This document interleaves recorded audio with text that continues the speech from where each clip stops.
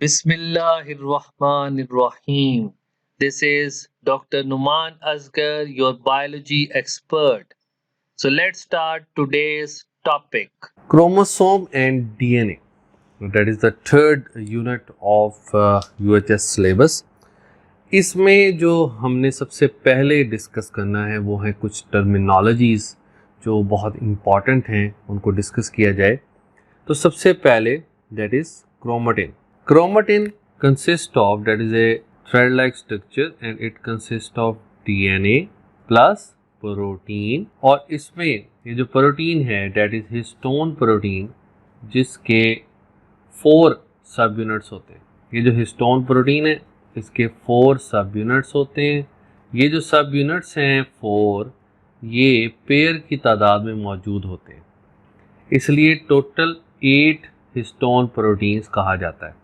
और that's why हम histone protein के लिए एक वर्ड यूज़ करते हैं जिसको कहा जाता है octamer. Histone octamer, it means 8 histone proteins. अब ये जो क्रोमेटिन है, जैसे ये मैं आपको न्यूक्लियस की डायग्राम दिखा रहा हूँ. तो inside is the nucleus, this is a cell जिसके अंदर ये न्यूक्लियस प्रेजेंट है, and this one is the chromatin material and the thread like structure. ये क्रोमेटिन मटेरियल है जो कि बना होता है DNA से एंड प्रोटीन से.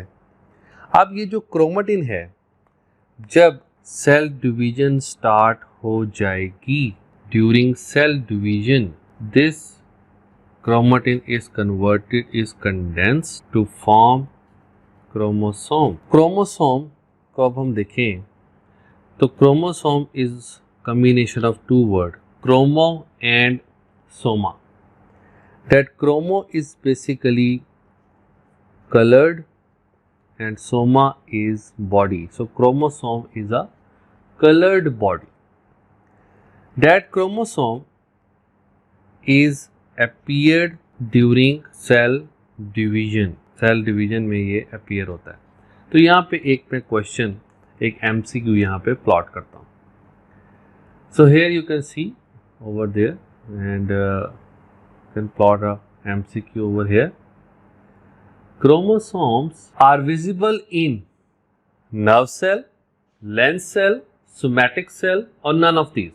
So as we have discussed over here कि क्रोमोसोम जो हैं वो अपीयर होते हैं डिवाइडिंग सेल्स में. It means they appear during the cell division. इसका मतलब जो सेल डिवाइड होते हैं उसमें ही क्रोमोसोम अपीयर होते हैं. सो इसमें जो ऑब्वियसली जो नर्व सेल हैं and these are lens cells, ये अगर आपको याद हो तो आपने डिस्कस किया हुआ है कि ये G0 में चले जाते हैं and they do not divide further. तो इसमें आंसर आएगा सोमैटिक सेल्स जो डिवाइड होते हैं. अब इसमें डिस्कस करना है हमने क्रोमोसोम के अंदर डिस्कवरी. क्रोमोसोम को डिस्कवर किया वाल्थर फ्लेमिंग ने from larva of salamander. That salamander is basically an amphibian. तो इस तरह भी क्वेश्चन आ सकता है कि ये एम्फीबियन से डिस्कवर हुआ, रेप्टाइल से डिस्कवर हुआ, फिश से हुआ, बर्ड से हुआ एंड सो ऑन. किसी से भी पूछा जा सकता है. Now the number of chromosomes. So different जो स्पीशीज़ हैं उसमें डिफरेंट नंबर ऑफ क्रोमोसोम जो हैं वो मौजूद होते हैं, जो आपने अपनी बुक के चैप्टर नंबर 4 और चैप्टर नंबर 20 में दिए गए हैं. उनको अच्छे तरीके से याद करना है और मैं यहाँ पे मेंशन भी कर रहा हूँ. पेनिसिलिन 1 पेयर, इसका मतलब 2 chromosomes. Ferns 500 pairs means 1000 chromosomes. Mosquito 3 pairs means 6 chromosomes. Honey bee 16 pairs means 32 chromosomes. Frog 13 pairs means 26 chromosomes. Sugarcane 40 pairs means 80 chromosomes. Corn 10 pairs means 20 chromosomes. So you have to learn it very carefully. So genes, that is hundreds of thousands of genes present होती हैं chromosome में. अब इसकी composition देखें तो इसमें protein 60% है, DNA 40% and RNA of significant amount. When we discuss about the structure of this specific chromosome, तो स्ट्रक्चर अगर हम ऑब्जर्व करें तो स्ट्रक्चर अ टिपिकल जो क्रोमोसोम है उसका जो स्ट्रक्चर है that is like this one. This is a typical chromosome that consist of, in the center there is centromere. The centromere is also known as primary constriction. In some chromosomes, there are also present the secondary constriction over there that we have discussed in the unit of nucleic acids. That secondary constriction is basically the region of nucleolus organization region, और ये satellite chromosome में मौजूद होते हैं. ये हमने discuss किया था जब हमने यूनिट नंबर 2 को डिस्कस किया था. तो अब ये एक MCQ है, यहाँ पे मैं प्लॉट करूँ. So this is the MCQ के dash is use to identify the chromosome from a set. Primary constriction होगा, सेकेंडरी कंस्ट्रिक्शन होगा, सेंट्रोमियर होगा या काइनेटोकोर होगा. अब इसमें ये centromere is the primary constriction, secondary constriction जो है वो that is present in few chromosome and that is known as kinetochore. Kinetochore is that region जहाँ पे स्पिंडल फाइबर्स जो हैं वो अटैच होते हैं, इनको फिर माइक्रोट्यूब्यूल स्पिंडल फाइबर्स कहते हैं. That will discuss later in the further topics. अब इसमें जो आंसर है इसका कि कैसे आइडेंटिफाई हो सकता है, तो that is the secondary constriction because it is present only in a few number of chromosomes, so that's why it is secondary constriction जिसके थ्रू आइडेंटिफाई किया जा सकता है. और इसी तरीके से अब इससे रिलेटेड एक और बात जो हमने डिस्कस भी की है ऑलरेडी, तो मैं यही ऑप्शंस होंगी और सिर्फ मैं यहाँ पे स्टेटमेंट चेंज करूँगा. So which even indicate the nucleolus organizing centre. तो अभी मैंने जैसे बताया कि सेकेंडरी जो कंस्ट्रिक्शन होती है उसमें जो है NOR यानी कि न्यूक्लियोलस ऑर्गेनाइजेशन रीजन जो है वो प्रेजेंट होता है, जो that passes from the nucleolus और जिसके थ्रू वहाँ पे RNA की फॉर्मेशन हो रही होती है. So that is secondary. So next is this MCQ karyotype. Mark the distance among different species, individuals of different species, extinct species or both A and B. अब इसको अंडरस्टैंड करने के लिए पहले हमें karyotype को अंडरस्टैंड करना है. तो karyotype is basically the particular array, particular arrangement. तो ये पर्टिकुलर एरे है of chromosomes in different species और individual of same species.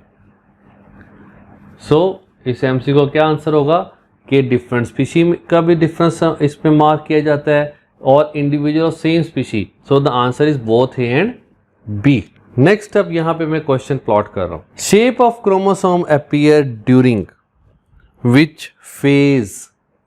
Prophase, metaphase, anaphase और टीलोफेज. अब इसमें मैं शेप ऑफ क्रोमोसोम यहाँ पे डिस्कस करता हूँ आपके साथ.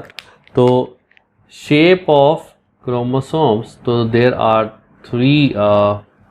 4 टाइप्स ऑफ शेप जो कि 3 अल्फ़ाबेट से इसको रिप्रेजेंट किया जाता है. तो I से रिप्रेजेंट करते हैं I, J एंड V, इनसे रिप्रेजेंट किया जाता है. तो I से जो है वो 2 जो शेप्स हैं वो रिप्रेजेंट की जाती हैं, टीलोसेंट्रिक एंड एक्रोसेंट्रिक. सो अब इनका देखिएगा, इनके जो एब्रीवेशंस हैं, टीलो मीन्स एंड यानी कि एंड, टीलो मीन्स एंड. तो इसमें जो सेंट्रोमियर है it means that is present at the end. Acro means होता है पीक. तो इसका मतलब ये अगर centromere at the end present है तो उसके ऊपर एक छोटी सी पीक प्रेजेंट होगी, तो दैट इज़ द एक्रोसेंट्रिक. दोनों I अल्फ़ाबेट से रिप्रेजेंट किए जाते हैं. इसके बाद है सब मेटासेंट जो J से रिप्रेजेंट किया जाता है. सब मेटासेंट्रिक को अगर हम ड्रॉ करें तो ये this one is the short arm and this one is the long arm, तो ये J से रिप्रेजेंट होता है. और इसी तरीके से metacentric, the centromere is present in the middle. So in the submetacentric near to the middle and that is present in the middle. So here you can see this is representing V, this is representing J, this is representing I. Now the next question जो यहाँ पे arise होता है कि कौन सा जो इसमें से कौन सी ऐसी शेप है ये मैं यहाँ पे इसको प्लॉट करता हूँ. The shape, which shape of chromosome that is not present in humans, that is absent in humans. So which shape among these is absent in humans? So that is very important to know. Telocentric is present. It is present in the mouse.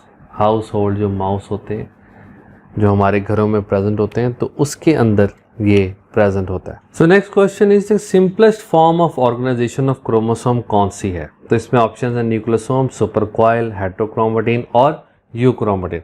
अब यहाँ पे मैं nucleosome को define करता हूँ. Nucleosome is basically the combination of protein, histone and DNA. Beads in a string की तरह ये शो होता है. बीड्स इन अ स्ट्रिंग की तरह इनकी शेप होती है. सो here you can C, so this one is the histone protein. ये 4 हिस्टोन प्रोटीन्स होती हैं जो कि 2 के पेयर्स में प्रेजेंट होती हैं. मैंने आपको 4 यहाँ पे शो की, 1, 2 एंड 3, 4. और इसी के साथ यहाँ पे इसकी बैक साइड पे, एक इसकी बैक साइड पे, एक इसकी बैक साइड पे और एक इसके साथ यहाँ पे अटैच होते हैं. That is 5, 6 and that is 7 and that is 8. सो 8 हैं. और इसको इस तरीके से ये DNA, जो मैं DNA बना रहा हूँ, ये ऐसे इसको कवर करता है लाइक दिस. तो यहाँ से ऐसे, और क्योंकि डबल हेलिकल स्ट्रक्चर है तो इसको मैं इसी तरीके से बना रहा हूँ. That is a double helical structure. और यहाँ से पास करके तो इधर से ये मूव कर रहा होगा. So that's the important thing कि ये जो 8 हिस्टोन प्रोटीन्स होती हैं, they are surrounded by the DNA structure. अब इसमें डबल हेलिकल जो DNA स्ट्रक्चर है उसको सराउंड कर रहा है. इसको कहते हैं, this one is known as core DNA, जो उसको सराउंड कर रहा होता है. And this one is known as linker DNA. और ये जो क्रोमोसोम्स होते हैं, इसमें राउंड अबाउट 140 न्यूक्लियोटाइड्स होते हैं और इसमें राउंड अबाउट 60 न्यूक्लियोटाइड्स होते हैं. सो ये जो न्यूक्लियोसोम की अगर हम बात करें तो ये 200 न्यूक्लियोटाइड्स पे बेस कर रहा होता है. 200 nucleotides. So that is the simplest form of organization. So the answer for this particular question is simplest form of organization is nucleosome. अब जो इसमें बाकी टर्मिनोलॉजीज है उसको डिस्कस कर लेते हैं. ये जो न्यूक्लियोसोम है, दीज आर प्रेजेंट, और ये सिंपलेस्ट ऑर्गेनाइजेशन है. इनकी फिर आगे कंडेंसेशन स्टार्ट होती है, कॉइलिंग स्टार्ट होती है. कॉइलिंग जब होती जाती है तो उसे हम सुपर कॉइलिंग कहते हैं. फिर 2 स्ट्रक्चर जो है ना, ये अपीयर होते हैं क्रोमेटिन के अंदर. अब इसमें इससे रिलेटेड मैं एक यहाँ पे क्वेश्चन प्लॉट करता हूँ. Which part is transcriptionally silent? Nucleosome, exon, heterochromatin और यूक्रोमेटिन. अब इसको समझने के लिए पहले हमें हेटेरो और यूक्रोमेटिन को अंडरस्टैंड करना है. So this one is the euchromatin और ये जो है ये हेटेरोक्रोमेटिन है. सो यहाँ से डायग्राम से आपको एक चीज़ नज़र आ रही है कि जो यूक्रोमेटिन है, they are less folded. Heterochromatin are tightly folded, या हमें कह सकते हैं कि हाईली फोल्डेड है. अब एज वी नो कि जब भी हमने न्यूक्लियस के अंदर, सेल के अंदर किसी भी चीज़ को आइडेंटिफाई करना है, so we have to use the stain. तो अगर हम ये यूक्रोमेटिन, हेटेरोक्रोमेटिन को भी जो है वो डिस्कस करना चाहते हैं, स्टडी करना चाहते हैं, तो हमें इसमें स्टेन यूज़ करना है. तो मोस्ट कॉमन जो स्टेन यूज़ होता है for this purpose, that is fusion stain. तो फ्यूजन स्टेन को जब यूज़ करते हैं तो यूक्रोमेटिन जो है ये लाइट कलर देता है. It is stained light and it is stained dark. अब जो यूक्रोमेटिन है, क्योंकि ये लेस फोल्डेड है। लेस फोल्डेड है तो इसमें आप ये देख सकते हो, आप क्लियरली इसमें ऑब्जर्व कर सकते हो कि हम इसमें जैसे अगर आपको ट्रांसक्रिप्शन का प्रोसेस याद हो तो उसमें आपने देखा होगा, डिस्कस किया हुआ है, स्टडी किया हुआ है कि प्रमोटर रीजन एक होता है। तो पहले जो एंजाइम होता है वो उस प्रमोटर रीजन पर जाकर अटैच होता है और उसके बाद फिर आगे ट्रांसक्रिप्शन का प्रोसेस स्टार्ट होता है। तो यहाँ पे हमें easily in the case of euchromatin easily जो प्रमोटर रीजन्स हैं वो अवेलेबल जो है ना वो अपीयर हो सकते हैं, नज़र आ रहे हैं। लेकिन यहाँ पे जो है वो प्रमोटर रीजन्स जो हैं वो नज़र नहीं आते, अपीयर नहीं होते। तो दैट्स वाई हम ये कह सकते हैं कि यहाँ पे प्रमोटर रीजन्स जो हैं वो अपीयर होते हैं। जब प्रमोटर रीजन अपीयर होते हैं और यहाँ पे प्रमोटर रीजन मास्क हो जाते हैं, मास्क, सो हम ये कह सकते हैं कि they are transcriptionally active and they are inactive transcriptionally. So the answer is heterochromatin. जो इनएक्टिव होगा, जो साइलेंट होगा, जिसकी ट्रांसक्रिप्शन नहीं हो सकती, साइलेंट है, जो आगे चेंज नहीं हो सकता, आरएनए नहीं बना सकता, सो दैट्स वाई हम ये भी इसमें कहते हैं कि यूक्रोमेटिन कंटेन एक्टिव जीन्स होती हैं इसमें, जो आगे मैसेंजर आरएनए की फॉर्मेशन करेंगी, और इसमें इनएक्टिव जीन्स होती हैं। अब एक बहुत इंपॉर्टेंट बात कि जो यूक्रोमेटिन है, euchromatin, this is not highly condensed but this heterochromatin is highly condensed part. अब इसको डायग्रामेटिकली हम स्टडी करते हैं। सो दिस इज द क्रोमोसोम जिसका ये पार्ट है सेंट्रोमियर।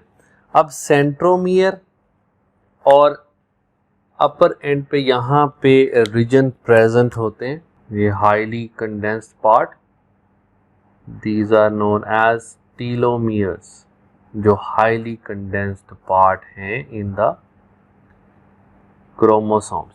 तो इनको हम कंबाइनली, ये टीलोमियर,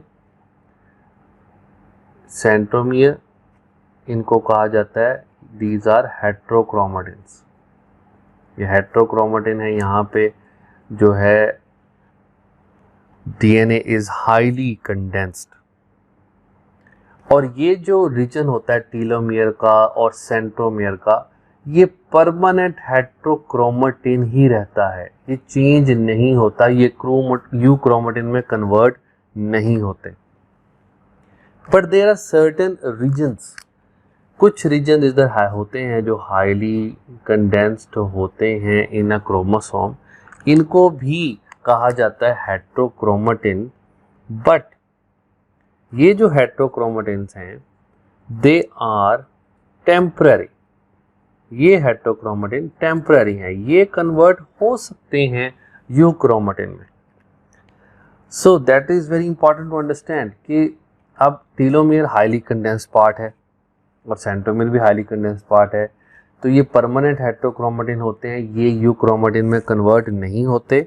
जबकि कुछ रीजन जो क्रोमोसोम में प्रेजेंट होते हैं वो भी हाईली कंडेंस होते हैं, हेट्रोक्रोमेटिन उनको कहा जाता है, लेकिन वो कन्वर्ट। तो इसमें जो जिसमें आप डिस्कस कर सकते हो कि टेम्पररी जो हेट्रोक्रोमेटिन है, उसमें मैं आपको एग्जांपल देता हूँ एक। The example is X chromosome of somatic cell of female. So as we know कि जो फीमेल होते हैं उसमें जो एक्स क्रोमोसोम है, तो एक ही एक्स क्रोमोसोम वाई के साथ या एक्स ऑफ मेल के साथ ज्वाइन करता है, दूसरा एक्स क्रोमोसोम जो होता है ना वो इनएक्टिव होता है। But in the next phase, in the next fusion, in the next fertilization, वो जो एक्स क्रोमोसोम है वो फिर से एक्टिव हो सकता है। तो इट मीन्स वो हेट्रोक्रोमेटिन से अगेन यूक्रोमेटिन में कन्वर्ट हो सकता है।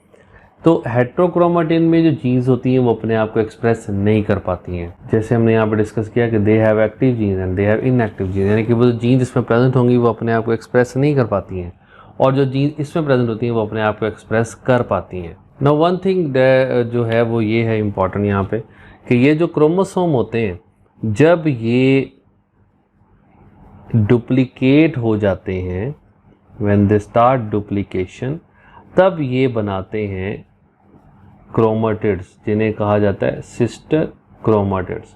और अगर ये एक और पेयर होगा यहाँ पे मौजूद क्रोमोसोम का, तो ये दो जो क्रोमोसोम आपस में होंगे तो that are non sister chromatids. तो क्रोमेटिड्स सिर्फ उस वक्त अपीयर होंगे जब वो डुप्लीकेट हो जाएगा, तो ये आपने याद रखना। Thank you very much and Allah Hafiz.